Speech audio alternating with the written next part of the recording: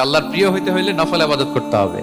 কি কি নফল ইবাদত করে আল্লাহ তাআলার প্রিয় হতে পারে আমি দুই একটি আপনাদের সাথে শেয়ার করব ইনশাআল্লাহ। এক নাম্বার, আল্লাহর কোরআনের তেলাওয়াত। এটা আল্লাহর বাণী। কোরআন তেলাওয়াত মানে আল্লাহর সাথে কথা বলা। যখন আপনি কোরআন তেলাওয়াত করেন, কাইন্ড অফ আপনি আল্লাহর সাথে মুনাজাত করেন, মানে একান্ত আলাপন করেন, আলাপচারিতা করেন। দুই নাম্বার তালিকা হচ্ছে আত-তাহাজ্জুদ বা কিয়ামুল লাইল। দুই রাকাত করে মাঝরাতে যে সালাতটা বিষ্ণু সাল্লাল্লাহু আলাইহি ওয়াসাল্লাম পড়তেন, এটাকে বলে কিয়ামুল লাইল বা তাহাজ্জুদ। তিন নাম্বার মাধ্যম হচ্ছে বেশি বেশি আল্লাহ তাআলার কাছে চাওয়া, মানে আদ-দুআ, দোয়া করা। বিষ্ণু সাল্লাল্লাহু আলাইহি ওয়াসাল্লাম বলেন আদ-দুআউ মুখুল ইবাদা, দোয়া হচ্ছে ইবাদতের নির্যাস। এবং আল্লাহর কাছে চাইলে আল্লাহ খুশি হয়, না চাইলে আল্লাহ বেজার হয়। বিনয়ের সাথে চাইতে হবে, চোখের পানি ছেড়ে চাইতে হবে, চাওয়ার মতো চাইতে হবে।